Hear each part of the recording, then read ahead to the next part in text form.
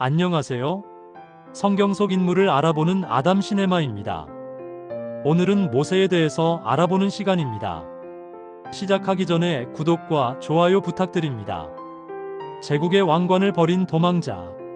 기원전 13세기 태양신 라의 축복 아래 인류 역사상 가장 찬란한 금빛 문명을 꽃피웠던 땅 애굽. 하지만 그 황금빛 피라미드의 그림자 아래에는 400년 동안 대를 이어 신음하던 이름 없는 노예들이 있었습니다. 강대국의 번영은 누군가의 피와 눈물을 먹고 자라는 것일까요? 번성하는 히브리 민족의 기세에 위협을 느낀 파라오는 인류 역사상 가장 잔인한 명령을 하달합니다. 그것은 갓 태어난 히브리 사내 아이들을 생명의 젖줄인 나일강에 던져 죽이라는 멸절의 선포였습니다. 오늘 아담 시네마는 그 피비린내 나는 비극의 강물 위에서 건져 올려진 한 아이, 그리고 제국의 왕관 대신 고난의 가시밭길을 택했던 사나이 모세의 전설적인 서막을 시작합니다. 갈대 상자의 기적. 밤의 나일강, 갈대 상자를 부여잡고 오열하는 요게벳. 레위 가문의 여인 요게벳은 갓 태어난 아들의 울음소리를 들으며 기쁨보다 공포를 먼저 느껴야 했습니다. 관원들의 발소리가 들릴 때마다 아기의 입을 막으며 숨을 죽인 지 석 달. 더 이상은 숨길 길이 없었습니다. 그녀는 나일강가에서 갈대를 꺾어 정성스레 상자를 엮었습니다. 물이 새지 않도록 역청과 나무진을 바르는 그녀의 손길은 파르르 떨렸습니다. 그것은 요람이 아니라 전능자의 처분만을 바라는 믿음의 방주였습니다. 내 아들아, 너를 강에 버리는 것이 아니라 하나님의 손에 맡긴단다. 상자는 굽이치는 나일강의 물결을 따라 흘러갔습니다. 죽음의 강에 던져진 가냘픈 생명. 누이 미리암은 숲속에 숨어 그 상자의 뒤를 쫓았습니다. 그리고 운명처럼 애굽의 공주가 목욕을 하러 강가로 내려옵니다. 상자를 열었을 때 아기의 울음소리는 공주의 심장을 관통했습니다. 애굽의 법은 죽이라 명했으나 여인의 본능은 살리라 명했습니다. 이로써 모세는 원수의 품에서 제국의 심장부에서 자라나게 됩니다. 애굽의 왕자 화려함 속의 이방인. 황금으로 치장된 궁전, 최고의 학문을 배우는 청년 모세. 모세는 애굽의 궁정에서 최고의 교육을 받으며 성장했습니다. 그는 당대 최강대국의 지혜와 무예, 통치술을 몸소 익혔습니다. 성경은 그가 모든 지혜를 배워 그의 말과 하는 일들이 능하더라고 증언합니다. 그의 앞날은 찬란했습니다. 차기 파라오의 자리를 넘볼 수 있는 권세와 부귀가 그의 발 아래 있었습니다. 하지만 화려한 비단옷 아래 숨겨진 그의 심장은 늘 고동치고 있었습니다. 유모로 위장해 자신을 키워준 친어머니 요게벳으로부터 들었던 너는 히브리인이다. 너희 조상의 하나님이 계신다는 그 은밀한 가르침 때문이었습니다. 궁전 밖 채찍 소리와 함께 들려오는 히브리인들의 신음은 모세에게 결코 소음이 아니었습니다.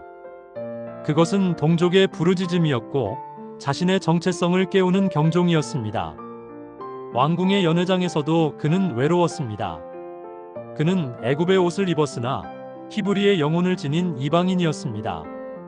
뙤약볕의 공사장, 감독관을 처단하는 모세. 나이 40, 인생의 황금기에 모세는 결단을 내립니다. 그는 왕궁의 안락함을 버리고 현장으로 나갔습니다. 그곳에서 그는 한 애굽 감독관이 히브리인을 무자비하게 매질하는 광경을 목격합니다. 순간 수십 년간 억눌러왔던 혈기가 폭발했습니다. 좌우를 살핀 모세는 단숨에 감독관을 쳐 죽이고 그 시체를 모래 속에 깊이 파묻었습니다. 그것은 동족을 향한 뜨거운 사랑이자 제국을 향한 선전포고였습니다.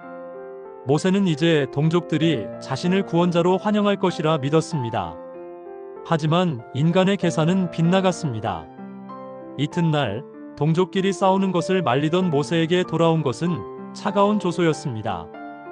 누가 너를 우리의 재판관으로 세웠느냐? 어제 애굽인을 죽인 것처럼 나도 죽이려느냐? 심장이 내려앉는 기분이었습니다. 자신이 목숨을 걸고 지켰던 이들이 자신을 고발한 것입니다. 비밀은 탄로 났고 분노한 파라오는 모세를 죽이라는 명령을 내립니다. 어제의 왕자는 하룻밤 사이에 1급 대역죄인이 되어 광야로 도망칩니다. 40년의 침묵, 광야의 시간. 모세가 도착한 곳은 미디안 광야였습니다. 제국의 화려함은 사라지고 오직 메마른 모래바람과 고독만이 그를 맞이했습니다. 그는 그곳에서 이방인의 사위가 되어 남의 양떼를 치는 평범한 목자로 늙어갔습니다. 왕궁의 지혜도 무예도 청년의 호기도 사막의 태양 아래에 바스러졌습니다. 그는 그렇게 잊혀진 존재가 되었습니다. 하지만 전능자의 시계는 멈추지 않았습니다. 40년의 침묵은 그를 위대한 비움으로 인도하는 광야의 연단이었습니다. 모세가 자신의 힘을 완전히 빼고 나는 아무것도 아닙니다라고 고백하게 될 그때 역사는 다시 움직이기 시작합니다. 과연 80세의 늙은 목자에게 어떤 기적이 기다리고 있을까요? 제국의 몰락, 신들의 전쟁, 호렙산의 불꽃 타지 않는 떨기나무. 세상이 모세를 잊었을 때 하나님은 그를 기억하셨습니다. 80세가 된 모세는 여느 때처럼 양떼를 몰고 하나님의 산 호렙에 이릅니다. 그곳에서 그는 일생일대의 경이로운 광경을 목격합니다. 평범한 떨기나무에 불이 붙었는데 나무가 타서 재가 되지 않는 것입니다. 호기심에 다가가는 모세에게 천둥 같은 음성이 내리꽂힙니다. 모세야, 모세야. 내가 선 곳은 거룩한 땅이니 내 발에서 신을 벗으라. 두려움에 떨며 얼굴을 가린 모세에게 하나님은 애굽으로 돌아가 백성을 구원하라 명하십니다. 모세는 5번이나 거절합니다. 나는 입이 뻣뻣하고 혀가 둔한 자입니다. 하지만 하나님은 단호하셨습니다. 나는 스스로 있는 자니라. 만군의 여호와가 배경이 되어주겠다는 선언이었습니다. 이제 평범한 양치기의 지팡이는 제국을 심판할 하나님의 지팡이가 되어 애굽의 심장부를 향합니다. 지팡이와 보좌, 바로와의 첫 대결. 거대한 파라오 석상, 꼿꼿이 서 있는 모세와 아론, 비웃는 바로. 모세와 아론이 다시 애굽의 왕궁에 섰습니다. 40년 전 도망쳤던 왕자가 늙은 목자가 되어 돌아온 것입니다. 그들은 파라오, 바로 앞에서 외칩니다. 내 백성을 보내라.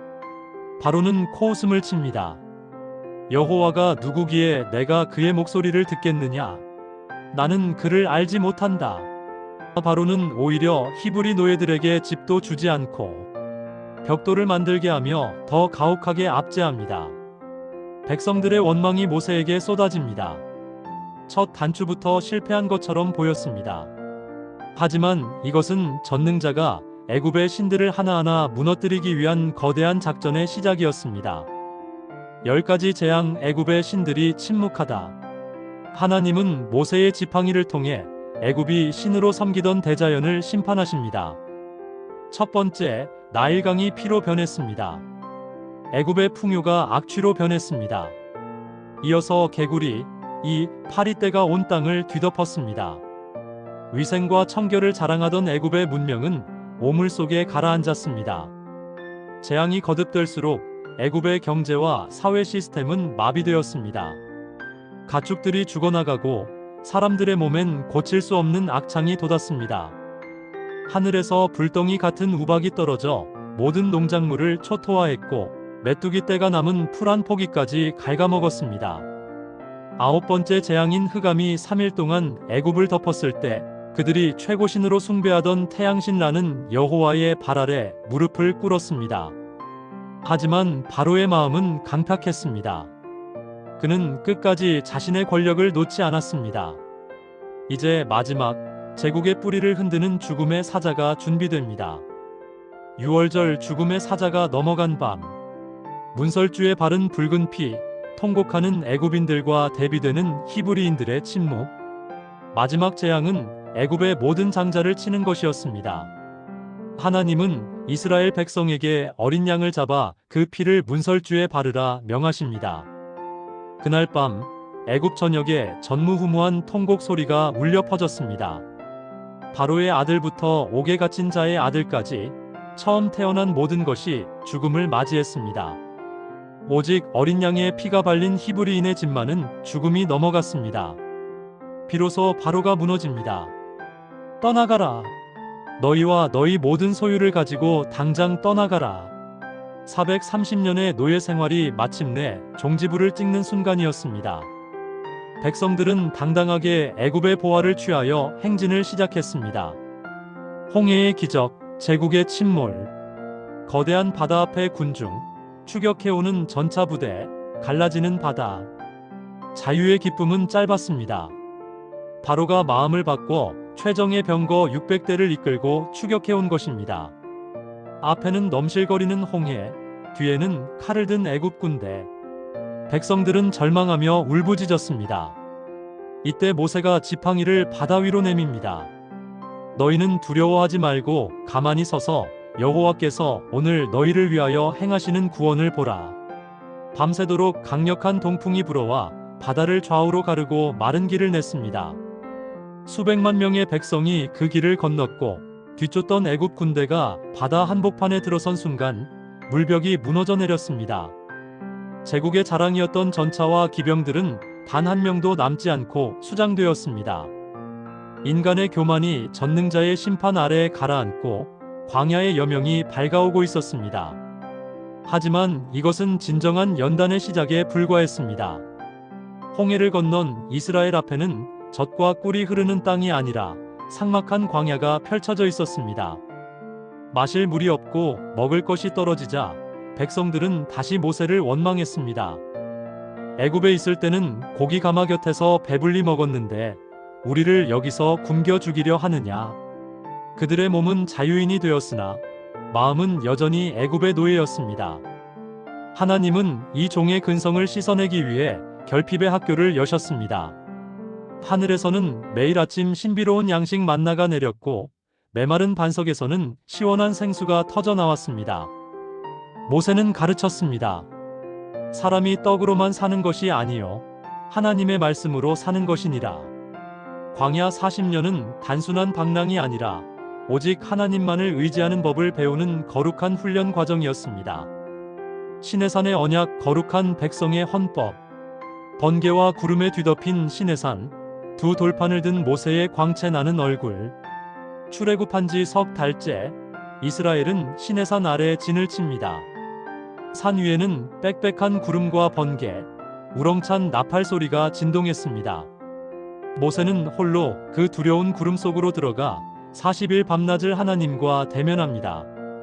그곳에서 그는 인류 역사를 바꿀 거대한 계약서, 십계명과 성막의 설계도를 받습니다. 이는 단순한 법전이 아니었습니다. 나의 백성이 되겠느냐는 하나님의 청혼에 대한 응답이자 제사장 나라로 세워지기 위한 국가의 기틀이었습니다. 하지만 산 아래서는 비극이 벌어지고 있었습니다. 기다림을 참지 못한 백성들이 금부치를 모아 송아지를 만들고 그것을 신이라 부르며 춤을 추었습니다. 내려온 모세는 분노하며 돌판을 깨뜨렸습니다. 하나님은 그들을 멸하려 하셨으나 모세는 자신의 생명을 담보로 중보 기도를 올립니다. 주여, 저들의 죄를 사하소서. 그렇지 않으면 주의 책에서 내 이름을 지워주소서. 지도자의 희생적 사랑이 민족을 다시 살려냈습니다. 40년의 방랑 불신앙이 낳은 대가 마침내 가나안 문턱인 가데스 바네아에 도착했습니다. 하지만 12명의 정탐꾼 중 10명은 절망적인 보고를 올립니다. 그들은 거인이고 우리는 메뚜기 같다. 백성들은 밤새도록 통곡하며 다시 애굽으로 돌아가자고 선동했습니다. 전능자의 능력을 보고도 믿지 못한 그들에게 하나님은 엄중한 판결을 내리십니다. 너희의 시체가 이 광야에 엎드러질 것이요 오직 여호수아와 갈렙만이 그 땅에 들어가리라. 그렇게 40년의 세월이 흘렀습니다. 불신앙의 세대가 광야에서 지고 광야에서 태어난 새로운 세대가 하나님의 군대로 일어났습니다. 모세는 그들의 아비가 되어 묵묵히 그 길을 닦았습니다. 청년기의 혈기는 온데간데없고 그는 이제 지면의 모든 사람보다 온유한 자가 되어 있었습니다. 느보산의 고별, 마침내 요단강 너머로 약속의 땅이 보입니다. 모세의 나이 120세. 그의 눈은 흐리지 않았고 기력은 쇠하지 않았습니다. 하지만 그는 거기까지였습니다. 광야에서 백성들의 거듭된 불평에 한순간 혈기를 내어 하나님의 거룩함을 가렸던 사건으로 인해 정작 본인은 그토록 그리던 땅에 발을 들이지 못하게 됩니다. 인간적으로는 억울할 법도 했으나 모세는 순종했습니다. 그는 느보산 정상에 올라 아스라이 보이는 가나안 땅을 축복하며 눈을 감습니다. 그의 무덤은 아무도 모르는 곳에 감춰졌습니다. 사람이 아닌 오직 하나님만이 영광 받으시게 하기 위함이었습니다. 그는 화려한 애굽의 왕관 대신 고난의 지팡이를 택했고 자신의 이름보다 백성의 생명을 더 사랑했던 위대한 목자였습니다. 모세의 빈 지팡이, 요단강을 건너는 이스라엘의 장엄한 행렬. 모세는 떠났으나 그의 지팡이가 가리켰던 약속은 성취되었습니다. 이스라엘은 요단강을 건너 약속의 땅으로 진군했습니다. 오늘날 우리도 각자의 광야를 걷고 있습니다. 때로는 결핍에 절망하고 때로는 보이지 않는 미래에 두려워합니다. 하지만 3500년 전 모세와 함께 하셨던 그 전능자의 손길은 오늘 우리에게도 유효합니다. 아담 시네마가 준비한 모세 대서사시 여기서 마칩니다. 여러분의 삶 속에서도 홍해가 갈라지는 기적과 만나와 같은 은혜가 늘 함께하기를 소망합니다. 시청해주셔서 감사합니다. 할렐루야.